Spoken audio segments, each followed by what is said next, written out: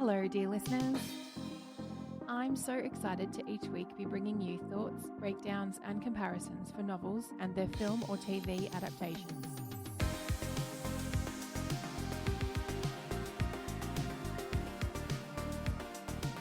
I'm Tracy, I'll be your host, and this is a Novel Take podcast.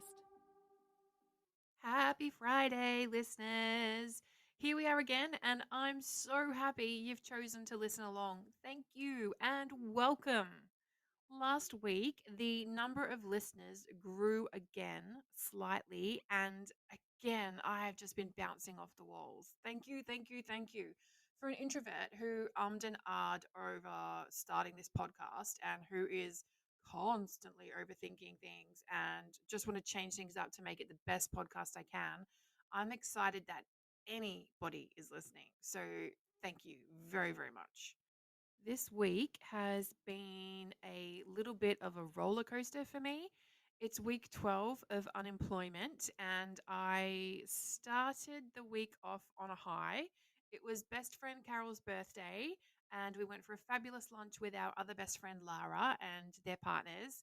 And then on Monday, I went to the Van Gogh exhibition at the National Gallery here in London and was just in awe of 60 something of Van Gogh's paintings and drawings and illustrations from a period of 2 or 3 years in his life. Van Gogh is my favorite artist, and it was such a once in a lifetime experience. And this isn't a paid shout out, but if you're in London and you can get tickets, I highly recommend it. Some of these paintings haven't been shown together since they were painted, and it's just words cannot describe this exhibition. I'll put some pictures up on socials of some of the ones that really moved me. But yeah, definitely, if you can get along to it here in London, do it. And then the last few days, I've been in kind of a really tough slump. I've only just started to pick back up as I've been typing all this up and getting ready for recording this episode. It's Thursday evening, and usually I'm finishing up editing by now, but I'm still having to record this episode and edit it together.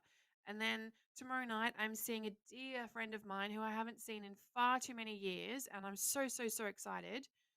And I just can't wait. So it's definitely been a roller coaster of a week, but now it's Friday and we're here and we managed. Forget about doing this with a broken heart. I can do it with a glass of wine. I hope your week has been manageable too, friends. We're all in this together.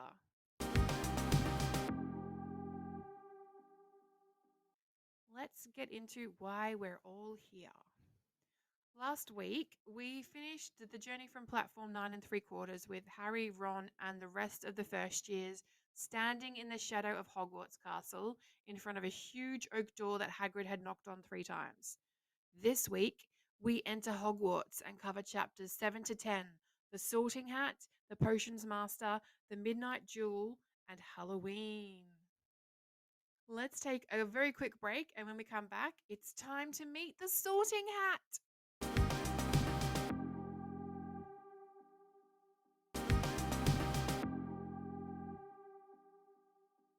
Welcome back. It's been 2 episodes, and I'm more than ready to finally dive into Hogwarts. This chapter is the Sorting Hat, and it starts with the huge oak door Hagrid has knocked on being opened. Quote, a tall, black-haired witch in emerald green robes is standing there. Hagrid hands the first years over to Professor McGonagall. They follow her through the entrance hall, which is, quote, so big you could have fitted the whole of the Dursleys' house in it. The stone walls were lit with flaming torches like the ones at Gringotts. The ceiling was too high to make out, and a magnificent marble staircase facing them led to the upper floors. In the movie, they meet Professor McGonagall at the top of the stairs, and her speech is a shortened version of the one in the book. Neville finds Trevor, his toad, whereas in the book, Hagrid's already found Trevor in one of the boats. In the book, they follow Professor McGonagall across the floor, and she shows them to a small entry chamber just off the hall. The first years are all huddled together rather nervously, and then Professor McGonagall returns and says, quote, welcome, welcome to Hogwarts. The start of term banquet will begin shortly, But before you take your seats in the Great Hall, you will be sorted into your houses. The sorting is a very important ceremony because while you are here, your house will be something like your family within Hogwarts. You will have classes with the rest of your house, sleep in your house dormitory, and spend free time in your house common room. The four houses are called Gryffindor, Hufflepuff, Ravenclaw, and Slytherin. Each house has its own noble history, and each has produced outstanding witches and wizards. While you are at Hogwarts, your triumphs will earn your house points, while any rule breaking will lose house points. At the end of the year, the house with the most points will be awarded the House Cup, a great honor. I hope each of you will be a credit to whichever house becomes yours. The sorting ceremony will take place in a few minutes in front of the rest of the school. She leaves them, saying she'll be back when they are ready for them. And Harry asks Ron how they sort them into houses, and Ron says, I think it's a test. Quote, Fred said it hurts a lot, but I think he was joking. Harry starts to doubt himself. What if he doesn't pass a test? He doesn't know any magic, and we get a great insight into Harry's mindset now. He's excited to be here and is excited to start learning magic and all that, but he doesn't know any. And he doesn't know how good of a wizard or bad of a wizard he's going to be. He looks around and everyone else is terrified too, which sort of calms him a little bit. And no one's talking except Hermione, who is whispering spells that she's learned. Harry has never been more nervous, and then something happens which makes him jump. Welcome to the podcast, Ghosts of Hogwarts. Quote, about 20 ghosts had just streamed through the back wall, pearly white and slightly transparent. They glided across the room, talking to each other and hardly noticing the first years. They seemed to be arguing. There's a fat little monk saying, quote, we ought to give him a second chance. Another ghost says, my dear Friar, haven't we given Peeves all the chances he deserves? He gives us all a bad name, and you know, he's not really even a ghost. A ghost wearing a ruff and tights notices the first years, and the fat friar says, quote, new students, about to be sorted, I suppose. Hope to see you in Hufflepuff, my old house. In the movie, there are no ghosts yet, and this is where Malfoy introduces himself and Crabbe and Goyle, whereas in the book, this was already done on the train. Professor McGonagall is back, and Harry feels like his legs have turned to lead. They line up and walk through the double doors of the Great Hall, and I'm going to quote this whole bit again, so sorry, but it's amazing, and it's just like in the movie. Quote, Harry had never even imagined such a strange and splendid place. It was lit by thousands and thousands of candles, which were floating in midair over four long tables where the rest of the students were sitting. These tables were laid with glittering golden plates and goblets. At the top of the hall was another long table where the teachers were sitting. Professor McGonagall led the first years up here so that they came to a halt in the line facing the other students, with the teachers behind them. Dotted here and there among the students, the ghosts shone misty silver. Mainly to avoid all the staring eyes, Harry looks upward and saw a velvety black ceiling dotted with stars. He heard Hermione whisper, it's bewitched to look like the sky outside.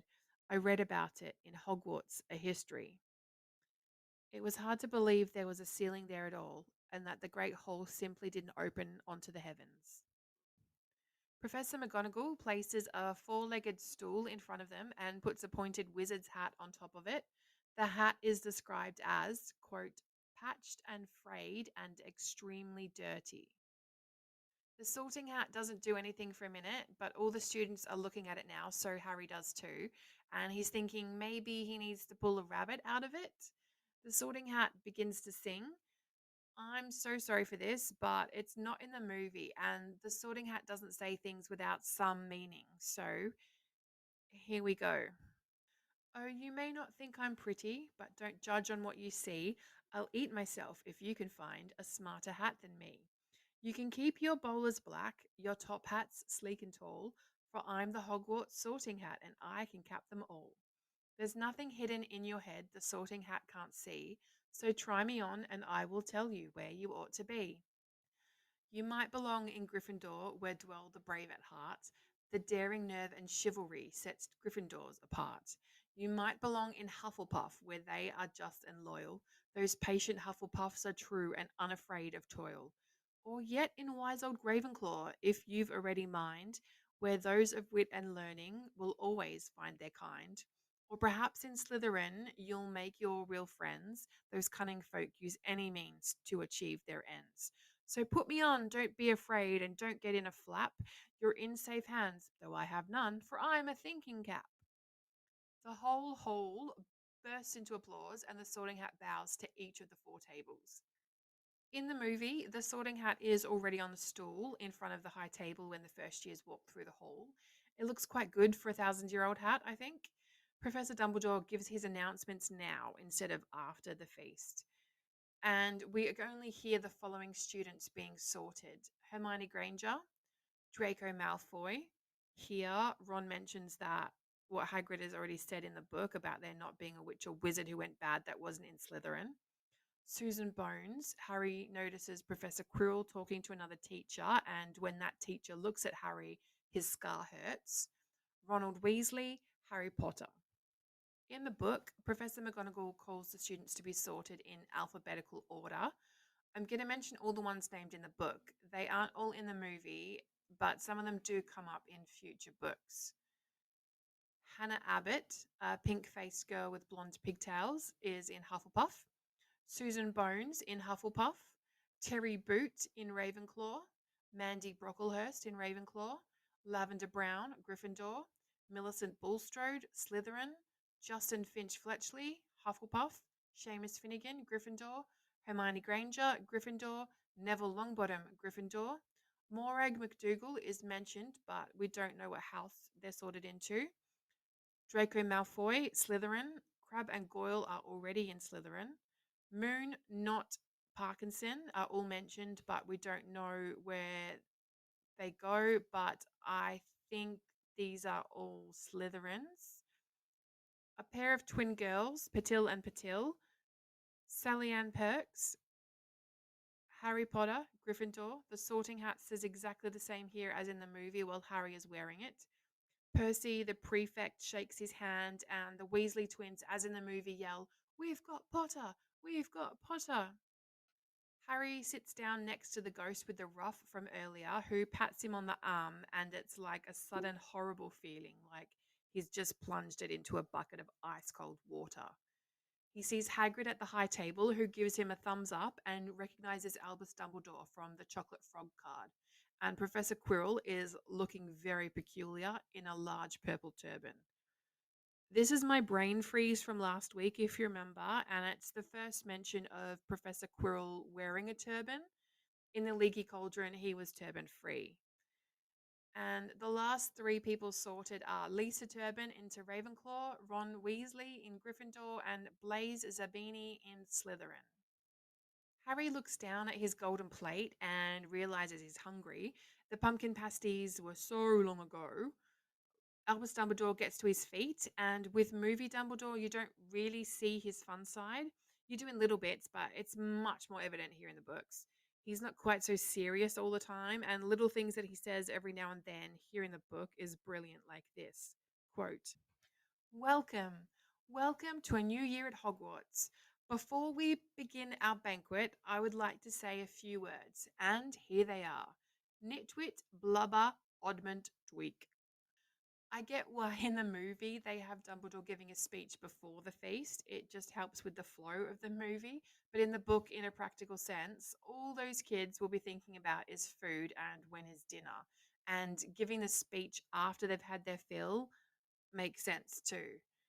Dumbledore sits back down as everyone cheers, and all the dishes in front of them are now piled with food, and it's everything Harry likes to eat. Quote, roast beef, roast chicken, pork chops and lamb chops, sausages, bacon and steak, boiled potatoes, roast potatoes, chips, Yorkshire pudding, peas, carrots, gravy, ketchup, and for some strange reason, mint humbugs. The ghost sitting next to Harry looks sad and says he hasn't, quote, eaten for nearly 500 years. I don't need to, of course, but one does miss it. I don't think I've introduced myself. Sir Nicholas de Mimsy Porpington at your service, resident ghost of Gryffindor Tower. Ron cries out, I know who you are. My brothers told me about you. You're nearly headless Nick. In the movie, it's said by Hermione, and I'm not sure why, but here in the book, it's said by Seamus. Nearly headless? How can you be nearly headless? So Nicholas, like in the movie, pulls his neck to the side. Someone had tried to behead him, but did it wrong. He tells the Gryffindors they better help win the House Cup. Gryffindor have never gone so long without winning, and Slytherin have won it 6 years in a row. He says, quote, the bloody Baron's becoming almost unbearable. He's the Slytherin ghost. Harry looks over at the Slytherin table and, quote, saw a horrible ghost sitting there with blank, staring eyes, a gaunt face, and robes stained with silver blood. He was right next to Malfoy, who Harry was pleased to see didn't look too pleased with the seating arrangement. Seamus asks how did he get covered in blood, and Sir Nicholas says he never asked. In the movie, the feast begins and the ghosts of Hogwarts come into the Great Hall. I think for movie purposes, this works, but I like it better in the book when they are all at the house tables already. Like, they're definitely part of Hogwarts. In the movie, Sir Nicholas also mentions not being included in the Headless Hunt, which we don't know about yet in the book. It's a whole thing, and I love it. In the book, when everyone has eaten as much as they can, the food fades from the plates, leaving them sparkling clean, and then the puddings appeared. Side note, I was also confused about this until I realized pudding is what they call dessert in the UK. FYI, there you go. There are, quote, blocks and blocks of ice cream in every flavor you could think of. Apple pies, treacle tarts, chocolate eclairs and jam donuts, trifle, strawberries, jelly, rice pudding.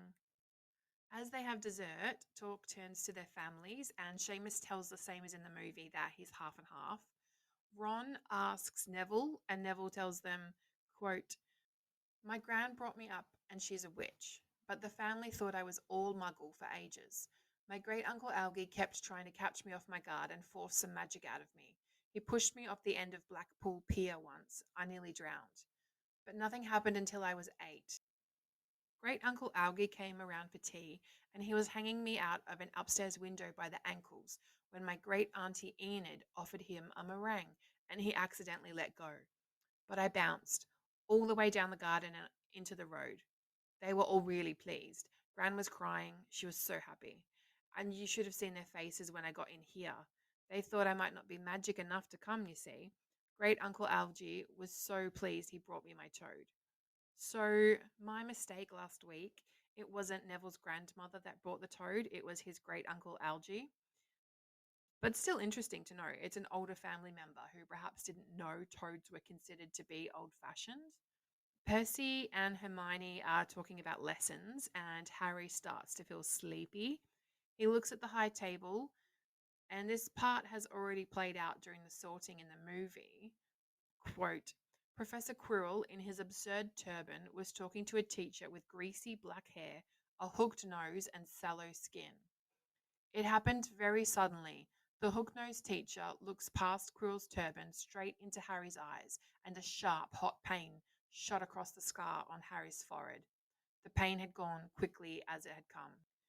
Harry asks Percy who the teacher talking to Professor Quirrell is, and Percy tells him, quote, that's Professor Snape. He teaches potions, but he doesn't want to. Everyone knows he's after Quirrell's job, knows an awful lot about the dark arts. The puddings disappear, and Professor Dumbledore tells them in the movie it's before dinner, and this is very much like in the movie, but with a few more details. Quote, first years should note that the forest in the grounds is forbidden to all pupils, and a few of our older students would do well to remember that as well. He looks at the Weasley twins. I have also been asked by Mr. Filch, the caretaker, to remind you all that no magic should be used between classes in the corridors. Quidditch trials will be held in the second week of term. Anyone interested in playing for their house teams should contact Madam Hooch. And finally, I must tell you that this year, the third floor corridor on the right-hand side is out of bounds to anyone who does not wish to die a very painful death. Percy says he usually gives us a reason why we're not allowed to go somewhere, so it's weird he hasn't said why the third floor corridor is off limits. Before they go to bed, Professor Dumbledore says they have to sing the school song and to pick a favourite tune. This is the Hogwarts song, and we hear this in the movies in Goblet of Fire, but here it is now. I'm not going to sing it, I'm just going to say it. Hogwarts, Hogwarts, Hoggywarty Hogwarts, teach us something, please. Whether we be old and bald or young with scabby knees, our heads could do with filling with some interesting stuff, for now they're bare and full of air, dead flies and bits of fluff. So teach us things worth knowing, bring back what we've forgot. Just do your best, we'll do the rest, and learn until our brains all rot. Everyone finishes the song at different times, and the Weasley twins are the only ones left singing along to a very slow funeral march. So, I don't know how this started, but in my family, with mum, dad, and my sisters, in our family, we don't sing happy birthday to the tune of happy birthday. We just pick like this, we pick a way of singing and we sing it just however. I always try and do it really slowly, like the Weasley twins, but we're not allowed to blow out the candles until everyone's finished singing.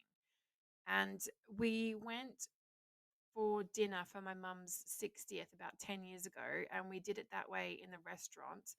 And the waitress just looked at us and said, "Okay, now do it properly." And we just looked back at her and we're like, that is proper for us. It was really funny. I do miss that part of being around family. Being in the UK for birthdays, it's just not the same when people sing happy birthday to you normally. I do miss it being sung at different speeds, different volumes, different tunes all at once. It's just fantastic. And it's a great family tradition. I love it.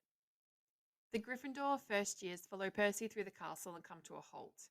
There's a bundle of walking sticks floating in midair ahead of them. As Percy steps towards them, they start throwing themselves at him. Percy whispers to the first years, "Peeves, a poltergeist," then calls on Peeves to show himself. And welcome to the podcast, Peeves the poltergeist! Yay! Percy calls to Peeves to show himself, and, quote, a rude sound like air being let out of a balloon answered. Percy threatens to get the Bloody Baron, and there's a pop, and, quote, a little man with wicked dark eyes and a wide mouth appeared, floating cross legged in the air, clutching the walking sticks. He's very excited, swoops suddenly, and everyone ducks. Percy again threatens to tell the Bloody Baron, and Peeves sticks out his tongue and vanishes, dropping the walking sticks on Neville's head. Percy says, quote, "You want to watch out for Peeves. The Bloody Baron's the only one who can control him. He won't even listen to us prefects." In the movie, it cuts from the ghosts to the first years following Percy. He tells them about the staircases which like to change, and then they're in front of a portrait of, quote, a very fat woman in a pink silk dress. Percy tells her the password, which is Caput Draconis, and the portrait swings forward, revealing a hole in the wall. They scramble through and find themselves in the Gryffindor common room, which is cozy and full of armchairs. And I'm thinking this would be a perfect place to curl up and read a book. Oh my gosh. Percy directs the girls through one door and boys to another for their dormitories, and they find their beds. The trunks had already been brought up. They're all too tired to talk and they fall into bed. Harry falls asleep at once, and I'm going to quote this little bit as well. Quote, "Perhaps Harry had eaten too much because he had a very strange dream. He was wearing Professor Quirrell's turban, which kept talking to him, telling him he must transfer to Slytherin at once because it was his destiny. Harry told the turban he didn't want to be in Slytherin. It got heavier and heavier. He tried to pull it off, but it tightened painfully, and there was Malfoy laughing at him as he struggled with it. Then Malfoy turned into the hook-nosed teacher, Snape, whose laugh became high and cold.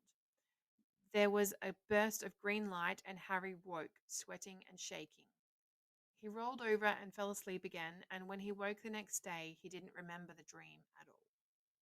In the movie, this section ends with the boys asleep, and Harry is sitting in the window with Hedwig, smiling, And I think it's a really nice shot of Harry looking out over the grounds.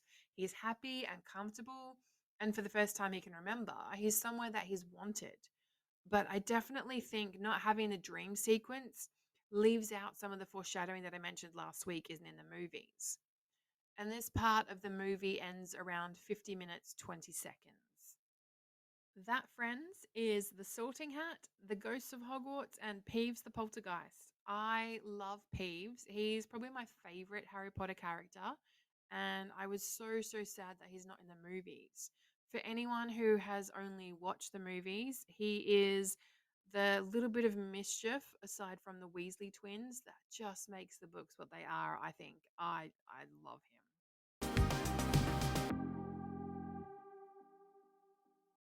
The Potions Master opens with Harry leaving his dormitory the next day and encountering whispers from all the students about him. People get on tiptoe to look at him, they double back when they pass him, and they just stare. Harry wishes they wouldn't because he needs to find his way to class. There are 142 staircases at Hogwarts, quote, wide, sweeping ones, narrow, rickety ones, some that led somewhere different on a Friday, some with a vanishing step halfway up that you had to remember to jump. Then there were doors that wouldn't open unless you asked politely or tickled them in exactly the right place, and doors that weren't really doors at all, but solid walls, just pretending. So Nicholas was helpful to the first year Gryffindors, but Peeves the Poltergeist was, quote, worth two locked doors and a trick staircase if you met him when you were late for class. He would drop waste paper baskets on your head, pull rugs from under your feet, pelt you with bits of chalk. Harry then describes Argus Filch, the caretaker. Harry and Ron got on his bad side the first morning when they tried to get through a door, which turned out to be the entrance to the third corridor on the right hand side, and Filch didn't believe them when they said they were lost. He threatened to lock them in the dungeons, but they were saved by Professor Quirrell. Filch's cat, Mrs. Norris, was a, quote, scrawny, dust colored creature with bulging, lamp like eyes just like Filch's. Mrs. Norris patrolled the corridors, and if you broke a rule in front of her, she'd run to get Filch, who appeared seconds later. Filch knew all the secret passageways of the castle better than anyone, except maybe the Weasley twins. The lessons taught Harry there was a lot more to magic than waving your wand and saying a few words. Every Wednesday at midnight, they had to study the night sky through their telescopes. 3 times a week, they went to the greenhouses behind the castle to study herbology with a dumpy little witch called Professor Sprout. This lesson's not in the movies, but I think it would be absolutely amazing to see, quote, easily the most boring lesson was History of Magic, which was the only class taught by a ghost. Professor Binns had been very old indeed when he had fallen asleep in front of the staff room fire and got up the next morning to teach, leaving his body behind him. Professor Flitwick is a tiny wizard who teaches charms and stands on a pile of books to see over his desk. Professor McGonagall is strict and clever, and she gave them a talking to the moment they sat down. She says, quote, transfiguration is some of the most complex and dangerous magic you will learn at Hogwarts. Anyone messing around in my class will leave and not come back. You have been warned. She then changes her desk into a pig and back again, and they can't wait to start. But they begin with taking lots of notes and are then each given a match, which they need to turn into a needle. By the end of the lesson, only Hermione had made any difference to her match. In the movie, the next morning, there's a great shot of the castle, and Harry and Ron are running to class. It's transfiguration, and it looks like there's no teacher in class, but a cat is sitting on the desk. It transfigures into Professor McGonagall. She's an animagus. In the book, one class they were really looking forward to was Defense Against the Dark Arts, but Professor Quirrell's classroom smelled strongly of garlic, which everyone says is because of the vampire that he met in Romania, and his turban also had a funny smell, which the Weasley twins insisted was garlic as well, so that Quirrell was protected from vampires wherever he went. Harry is relieved to see he's not too far behind everyone. Lots of his classmates came from Muggle families, and even people like Ron didn't really have that much of a head start. Harry and Ron are having breakfast, lamenting that they have double potions with the Slytherins, and the owls are coming in dropping off their parcels. Hedwig drops a note on Harry's plate, which he tears open, and it says, quote, Dear Harry, I know you get Friday afternoons off, so would you like to come and have a cup of tea with me around 3? I want to hear all about your first week. Send us an answer back with Hedwig. Hagrid. Harry sends a yes reply, and it's lucky Harry has the afternoon tea to look forward to, as the potions class is, quote, the worst thing that had happened so far. Harry suspected Snape didn't like him, but by the end of potions, he knew Snape hated him. In the movie, we go from transfiguration class to potions class. In the book, potions takes place in one of the dungeons. It's colder than the rest of the castle and quite creepy. Snape takes the register, and when he gets to Harry's name, it's like in the movie, quote, Harry Potter, our new celebrity. Snape's eyes are described as, quote, black like Hagrid's, but they had none of Hagrid's warmth. They were cold and empty and made you think of dark tunnels. Snape says, similar to the movie, quote, you are here to learn the subtle science and exact art of potion making. As there is little foolish wand waving here, many of you will hardly believe this is magic. I don't expect you will really understand the beauty of the softly simmering cauldron and its shimmering fumes, the delicate power of liquids that creep through human veins, bewitching the mind and snaring the senses. I can teach you how to bottle fame, brew glory, even stop a death, if you aren't as big a bunch of dunderheads as I usually have to teach. Then, as in the movie, Snape asks Harry, quote, what would I get if I added powdered root of asphodel to an infusion of wormwood? Where would you look if I told you to find me a bezoar? What is the difference between monkshood and wolfsbane? Harry had no idea about any of the answers, but at each question, Hermione sticks her hand up straight as high as she can, and on the third question, actually stands up with her hand still up. Harry says, quote, I don't know. I think Hermione does, though. Why don't you ask her? This is Harry sass. I love Harry sass. We do not get it in the movies like we do in these books, and oh my god, this is where I learned how to be sassy like Harry. Harry sass, I love it, I love it, I love it. I want more, please and thank you. Snape tells Hermione to sit down, then explains, quote, for your information, Potter, asphodel and wormwood make a sleeping potion so powerful it's known as the draught of living death. A bezoar is a stone taken from the stomach of a goat that will save you from most poisons. As for monkshood and wolfsbane, they are the same plant which also goes by the name aconite. Keep these in mind, friends, because the Drought of Living Death is what they have to make in Slughorn's class in Half Blood Prince, and the Bezoar is what Harry uses to save Ron's life after he's had the love potion, and then he gets poisoned by the drink that Slughorn has. And Monkswood slash Wolfsbane slash Aconite, we learn in Prisoner of Azkaban, is used to make the Wolfsbane potion, which helps a werewolf retain their mental faculties after they transform on the full moon. In the movie, we don't get the explanation about the monkshood and wolfsbane. In the book, Neville somehow manages to melt Seamus's cauldron and gets covered in the potion, which gives him painful boils all over. Snape tells Seamus to take Neville to Madame Pomfrey and has a go at Harry for letting Neville make his potion incorrectly. He takes 1 point off Gryffindor. In the movie, Snape strides into the classroom, making a grand entrance, and Harry writes down what Snape is saying. As in the book, Snape asks 3 questions which Harry doesn't know the answer to. Snape doesn't give answers to questions that he asks, and there is no Harry sass. And here we start a movie watch of Harry saying, I don't know, and at the moment there are 2.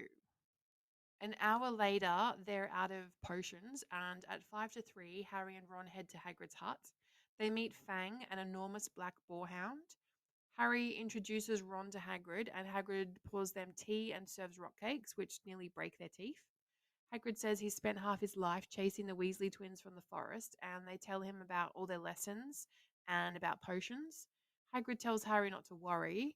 Hagrid doesn't quite meet Harry's eyes, though, when he says that. Hagrid changes the subject and asks Ron about Charlie. Hagrid liked Charlie and he was good with animals. And while they talk, Harry sees a copy of the Daily Prophet on the table and an article says, quote, Gringotts break-in latest. Investigations continue into the break-in at Gringotts on 31 July, widely believed to be the work of dark wizards or witches unknown. Gringotts goblins today insisted that nothing had been taken. The vault that was searched had in fact been emptied that same day. But we're not going to tell you what was in there, so keep your noses out of it if you know it's good for you, said a Gringotts spokesgoblin this afternoon. Harry recalls Ron mentioning on the train someone tried to rob Gringotts. He points out to Hagrid that it was on his birthday and it might have been going on while they were there. Hagrid definitely doesn't meet Harry's eyes this time. Harry reads the story again. The vault searched was 713, the one he and Hagrid had visited. The chapter finishes with Harry and Ron walking back to the castle, pockets full of rock cakes because they were too polite to turn them down. And Harry thought, quote, had Hagrid collected that package just in time? Where was it now? And did Hagrid know something about Snape that he didn't want to tell Harry? In the movie, there is no visit to Hagrid's hut. There is, however, a mail delivery from the owls. It's a fantastic sight to see the owls swoop around the Great Hall. Ron is delivered some mail, and Harry borrows his copy of the Daily Prophet, where he reads about the robbery at Gringotts and that it is Vault 713. He tells Ron and a Hermione who is sitting opposite them that that's the vault he and Hagrid visited. This ends this part of the movie at around 55 minutes, 2 seconds.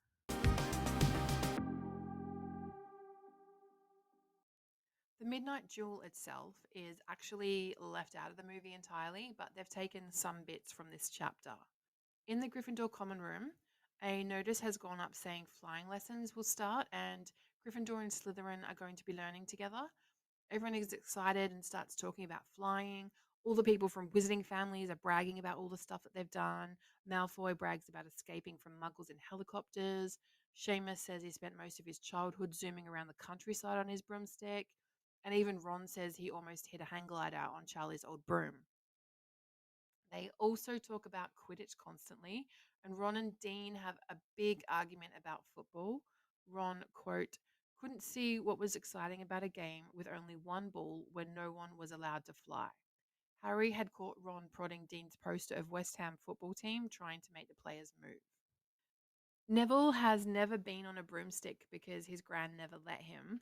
Harry agrees because Neville is kind of accident prone.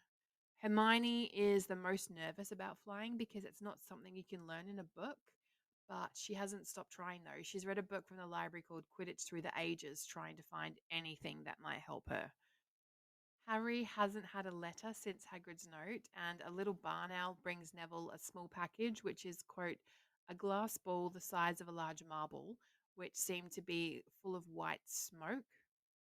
It's a remembrall. His gran knows he forgets things.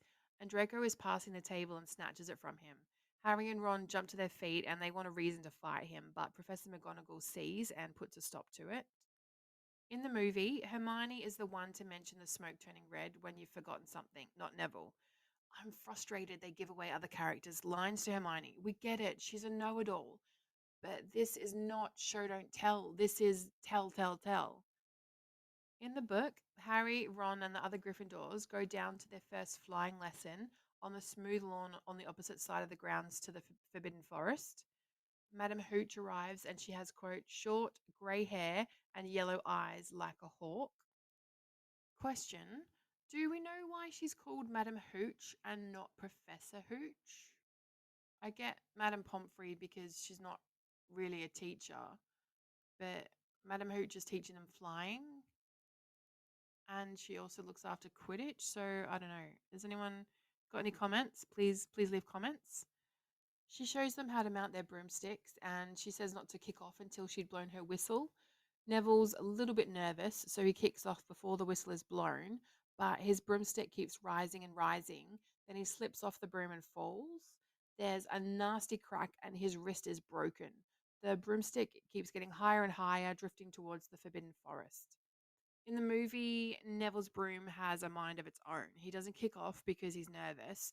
On Madame Hooch's whistle, the broom begins to rise and bashes Neville all around the castle. In the book, Madame Hooch takes Neville to see Madame Pomfrey, and Malfoy starts laughing and making fun of Neville. He picks up the remembrall and takes off on his broomstick. Harry follows, trying to get the remembrall back. It's his first time flying, and, quote, in a rush of fierce joy, he realized he'd found something he could do without being taught. This was easy. This was wonderful. He pulled his broomstick up a little to make it even higher and heard screams and gasps of girls back on the ground and an admiring whoop from Ron. Malfoy throws the Remember high into the air and Harry gathers speed, diving for the glass ball. Quote, wind whistled in his ears, mingled with the screams of people watching. He stretched out his hand. A foot from the ground, he caught it, just in time to pull his broom straight, and he toppled gently onto the grass. Professor McGonagall takes Harry to see Oliver Wood. He's in Professor Flitwick's charms class. She takes him to a classroom that was empty, quote, except for Peeves, who was busy writing rude words on the blackboard. Professor McGonagall barks at Peeves to get out, and Peeves throws the chalk into the bin and swoops out, cursing.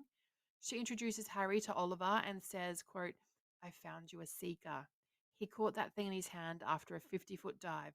Didn't even scratch himself. Charlie Weasley couldn't have done it.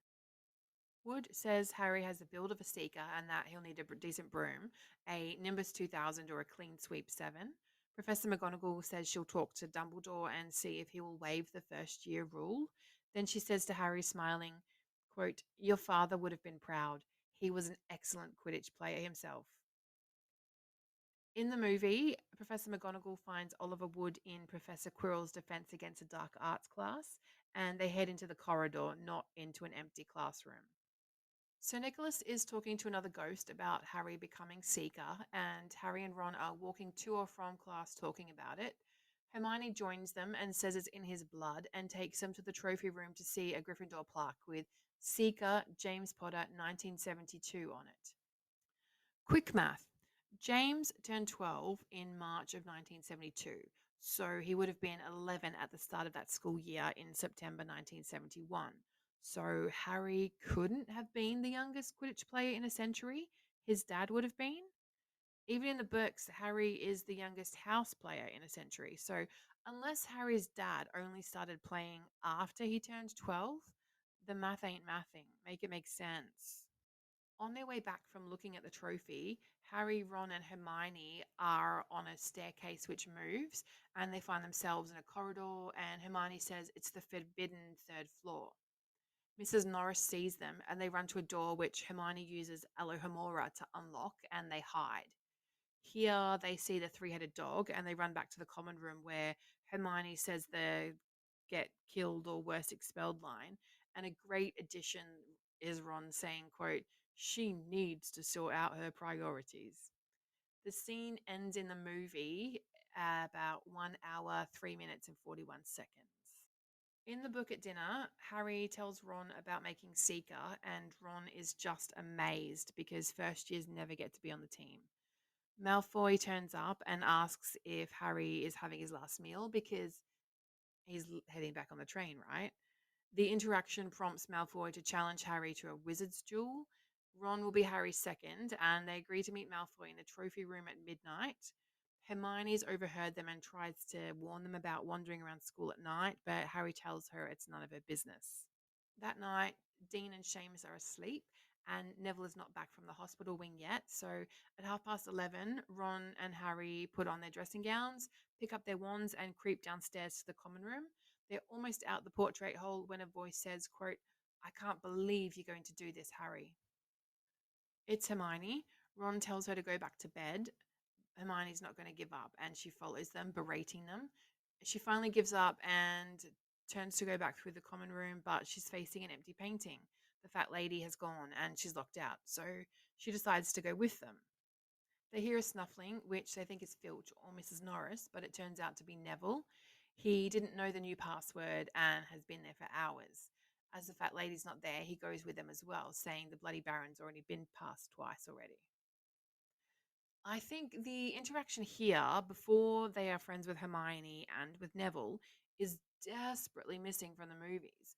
I know it's hard to include everything, and for a movie, the less actors in a scene is probably easier to manage, especially with restrictions on child labor.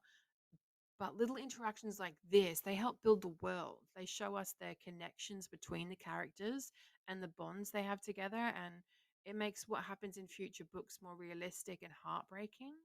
Ron looks at his watch, then glares furiously at Hermione and Neville and says, quote, If either of you get us caught, I'll never rest until I've learnt that curse of the bogies Krill told us about and used it on you. They make it to the trophy room without running into Filch or Mrs. Norris, but Malfoy is not there yet. They keep their eyes on the doors at either end of the room, but Malfoy doesn't appear. Harry raises his wand when they hear someone speak, but it's not Malfoy. It's Filch talking to Mrs. Norris. They scurry towards the door, away from Filch's voice, and creep down the long hallway. Filch gets nearer, and Neville trips, grabs Ron, and they both crash into a suit of armor, crashing and clanging around enough to wake the whole castle. Harry yells for them to run, and they all sprint down the gallery, not looking back. He leads them down one corridor, then another, not knowing where they are. They go through a tapestry, and they find themselves in a hidden passageway. Going along it, they come out near the charms classroom, which they know is miles from the trophy room. Harry thinks they lost Filch, and Hermione takes this moment to say, quote, I told you. Malfoy tricked you. You realize that, don't you? He was never going to meet you. Filch must have known someone was going to be in the trophy room. Malfoy must have tipped him off. The doorknob rattles, and something shoots out of the classroom in front of them. It's Peeves, and he's delighted to have caught them. They beg him to keep quiet, but he taunts them, and when Ron takes a swipe at him, Peeves bellows, Students out of bed! Students out of bed down the charms corridor! They run again, and at the end of a corridor, they slam into a door which is locked. Hermione unlocks it, whispering, Elohimora. Once inside, they hear Filch talking to Peeves, asking which way they went, but Peeves now taunts Filch and whooshes away without telling where they are. Neville tugs at Harry's sleeve, and Harry turns around to see, quote, a monstrous dog.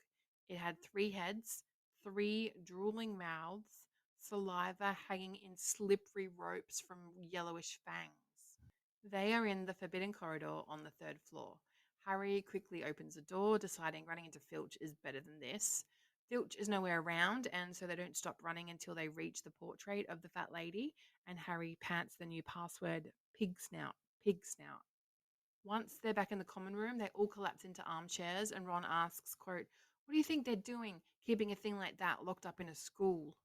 Hermione tells them they don't use their eyes and says it was standing on a trap door, obviously guarding something. And, quote, I hope you're pleased with yourselves. We could all have been killed, or worse, expelled. Now, if you don't mind, I'm going to bed. And Ron says, quote, no, we don't mind. You'd think we dragged her along, wouldn't you? Hermione had made Harry think about something, though, as he gets into bed.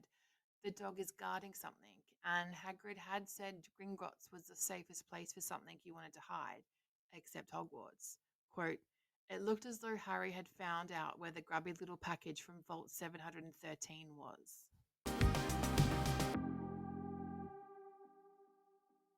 The chapter Hallowe'en starts with Malfoy being surprised the next morning when Harry is still at Hogwarts. Harry fills Ron in about the package that they had moved from Gringotts to Hogwarts, and they spend some time wondering what it could be that needs protection. Neville and Hermione don't care about what lies under the dog and the trapdoor. Neville doesn't want to go near it, and Hermione is just refusing to speak to them, which they actually see as a bonus. Harry and Ron do want to get Malfoy back and get a chance a week later when the owls are coming into the Great Hall. 6 large screech owls are carrying a long, thin package and drop it off in front of Harry. There's a letter, and Harry is lucky he opens it first because it says, do not open the parcel at the table. It contains your new Nimbus 2000, but I don't want everyone knowing you've got a broomstick or they'll all want one. Oliver Wood will meet you tonight on the Quidditch pitch at 7 o'clock for your first training lesson. Professor M. McGonagall. Harry is excited and shows Ron the note. They leave the hall and want to unwrap it, but the way upstairs is blocked by Crabbe and Goyle. Malfoy takes a package from Harry saying it's a broomstick and throws it back at him. Malfoy says first year's unallowed, and then there's a bit of back and forth. Professor Flitwick appears and Malfoy tells him Harry's got a broomstick, and Professor Flitwick says, quote, Professor McGonagall told me all about the special circumstances. Malfoy's horrified, and Harry says, quote, it's really thanks to Malfoy here that I got it. They leave Malfoy raging, and they continue upstairs and keep the parcel under Harry's bed. Harry can't concentrate for most of the day. He just keeps thinking about it. And after dinner, he and Ron rush upstairs to unwrap it, and Ron sighs as the broomstick rolls onto Harry's bed. Harry knows nothing about brooms, but thought it looked wonderful. Quote, sleek and shiny with a mahogany handle, it had a long tail of neat, straight twigs and Nimbus 2000 written in gold near the top. 7 o'clock draws near, and Harry goes towards the Quidditch pitch. Oliver Wood isn't there yet, so Harry jumps on his broomstick and takes off. He swoops in and out of the goalposts and up and down the pitch. The Nimbus 2000 turned whenever he wanted at his lightest touch. Wood calls him down when he arrives and, like in the movie, talks Harry through the different balls and player positions of Quidditch. Wood shows Harry the golden snitch, but as it's too dark, doesn't let it go, otherwise they'll lose it. They practice instead with Wood throwing golf balls as hard as he can in every direction. Harry doesn't miss one, and Wood says, quote, that Quidditch couple have our name on it this year. I wouldn't be surprised if you turn out better than Charlie Weasley, and he could have played for England if he hadn't gone off chasing dragons. In the movie, it goes from them finding the three-headed dog to the next day Oliver Wood is telling Harry about Quidditch. Harry doesn't have his broomstick and they don't practice with golf balls, but I do love the detail that Harry can follow where the snitch goes and Wood can't. Wood also doesn't explain that there's 10 points if a team gets the quaffle through the goals, and there's 150 points for whoever catches the snitch. He doesn't say the game can't end until the snitch is caught, only that if Harry catches it, they win.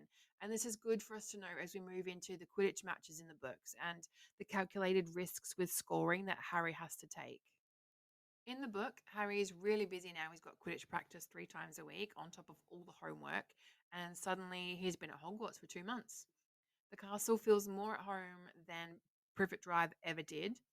His classes are becoming more interesting now that they've mastered the basics. On Halloween, they wake up to the smell of baking pumpkin wafting through the corridors. Professor Flitwick announces in Charms that they are ready to start making objects fly.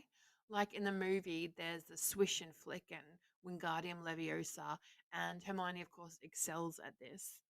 As they walk out of class, Hermione overhears Ron saying she's a nightmare and she runs off crying, and Ron feels a bit uncomfortable. In the movie, Seamus blows up the feather instead of setting it on fire. And I'm starting a Seamus blowing stuff up watch, and we're now at 2. In the books, Hermione doesn't show up for the next class or all afternoon, and on the way to the Great Hall for dinner, Harry and Ron overhear Pavati Patil telling her friend Lavender that Hermione's crying in the girls' toilets and wants to be left alone. Ron looks more awkward at this. Professor Quirrell comes sprinting into the hall, his turban askew, terror on his face. He says there's a troll in the dungeon and promptly faints. Dumbledore tells the prefects to lead their houses back to the dormitories. Harry and Ron remember about Hermione, so they go down to the corridor to the toilets and they hear footsteps behind them, thinking it's Percy, but it's actually Snape, and he crosses the corridor and disappears. Harry wonders what he's doing. Snape's heading for the third floor, but then the troll comes into the corridor and goes through a door. Harry sees the keys in the lock and decides to lock the troll inside. He and Ron are happy and are on their way to the Gryffindor common room when there's a petrified scream, and they realized Hermione is locked in with the troll. They unlock the door and go inside to help her, and she's against the wall opposite.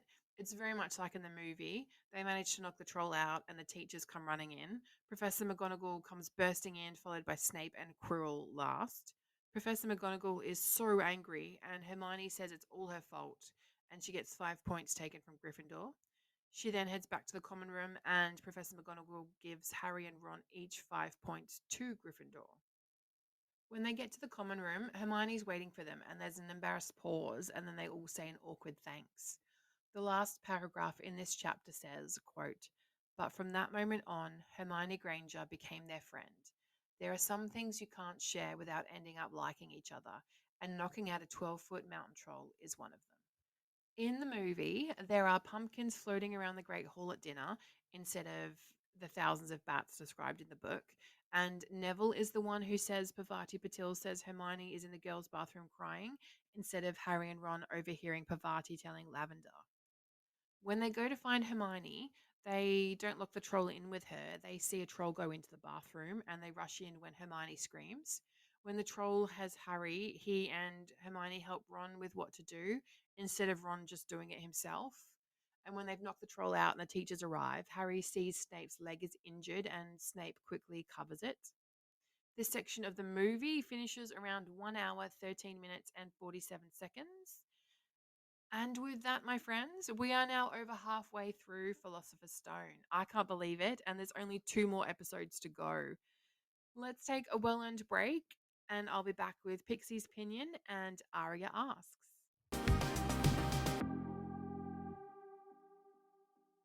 Wow, that was a lot to get through. I'm really, really excited that we're in the Wizarding World now proper, and I get to really start digging in and comparing the book and movie.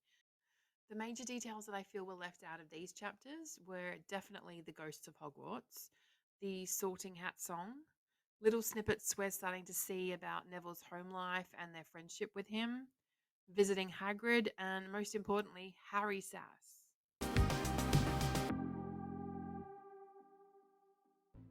This week on Pixie's Pinion, let's talk about the ghosts of Hogwarts. I wonder if this is where Taylor Swift learned about Easter eggs and foreshadowing, if she read the Harry Potter books, because as I'm reading these books again and really thinking about everything in them, She Who Must Not Be Named gave us everything, even way back in this first book. We are introduced to the ghosts of Hogwarts, and even though they are in the first movie, and aside from Moaning Myrtle, they are left out of the rest of the movies until we get to the last one, and a ghost, Helena Ravenclaw, plays a big part in the plot. In the books, the ghosts of Hogwarts play a much larger role all throughout.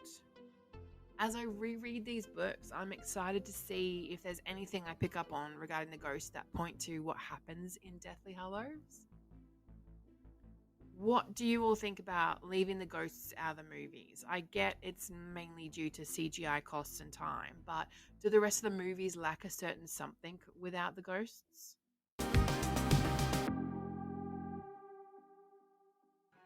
This week, Arya asks, what from these chapters can I relate to parts of my life? Well, my favourite colour is green, and I sometimes wonder if that is because the first house I was sorted into in primary school, we called them factions, not houses, the colour was green. The factions were named after ships that explored Western Australia and had a hand in transporting officers and settlers to the Swan River colony that would become the capital city of Perth. Back in my day, we had green for Parmelia, yellow for Signet, blue for Challenger, and red for Success. I want to acknowledge that now the factions are different at my old primary school, Heathridge Primary School, and are named after 3 of the native birds in the local area in the Noongar language. Coolbardie, named after the magpie, is aqua. Marley, named after the black swan, is orange, and Jitty Jitty, named after the willy wagtail, is purple. The school emblem was birds, and the motto was and still is fly high, see far. I mentioned last week, officially, I am a Hufflepuff, and I can't imagine ever having been sorted into another house. We are known for being dedicated, patient, and loyal, and I like that Hufflepuffs are underrated and full of surprises. I don't like the hate we get online, or especially what we got back in the early days. I think it's unnecessary and uncalled for.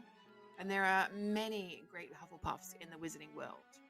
Helga Hufflepuff, one of the founders of Hogwarts, the Fat Friar, Hufflepuff's resident ghost, Newt Scamander, author of Fantastic Beasts and Where to Find Them, Professor Sprout, the herbology teacher, is head of Hufflepuff House, Tonks, Cedric Diggory, and Teddy Lupin, who is Tonks and Remus's son. And lastly, Hufflepuff has produced the least amount of dark wizards and witches of all 4 houses. So mull that over. Arya's question to you, friends, is what was the first house or faction you were sorted into in school? And what is your Hogwarts house? I'll post a poll on Spotify.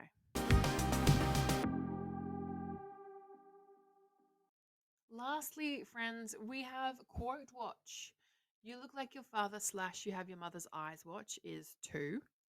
Brandy Watch is still at 1, but it's coming. Dumbledore's the only one Voldemort was ever afraid of watch is at 2. Seamus Finnegan blowing things up watch is at 2, and Movie Harry saying I don't know watch is also at 2.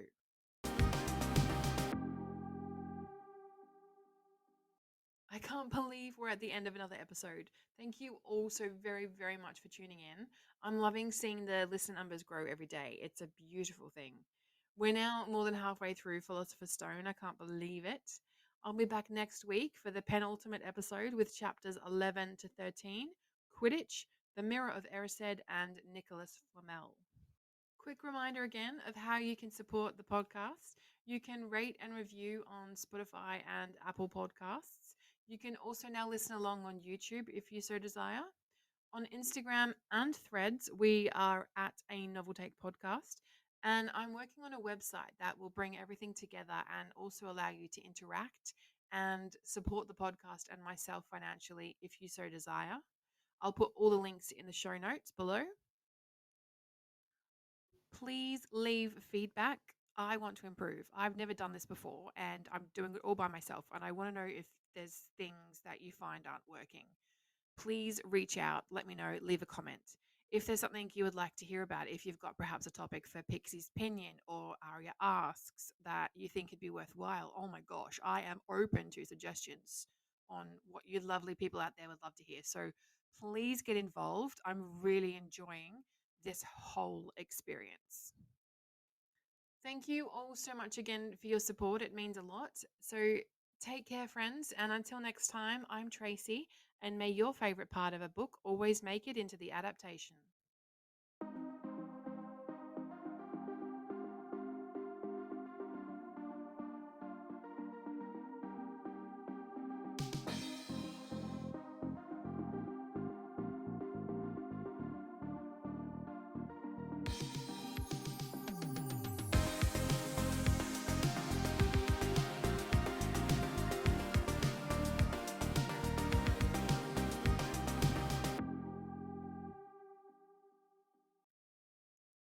Welcome back. It's been 2 episodes, and I'm finally ready. No. I've just realized I'm in my squeaky chair.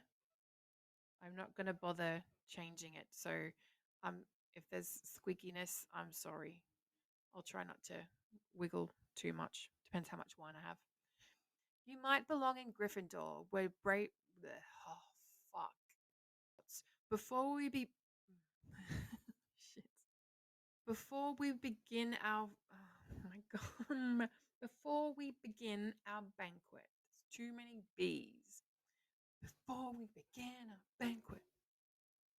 Welcome. Welcome to a new year at Hogwarts. Before we begin our oh no, one more time. Come on, I can do this. Before we begin our banquet, when my great auntie Enid offered him when my great auntie Enid offered him fuck. Whether we are bold and fuck. Whether we be bold, no. Beeves, no. God, I should take a sip of wine each time I make a mistake. I'd be so drunk. Oh.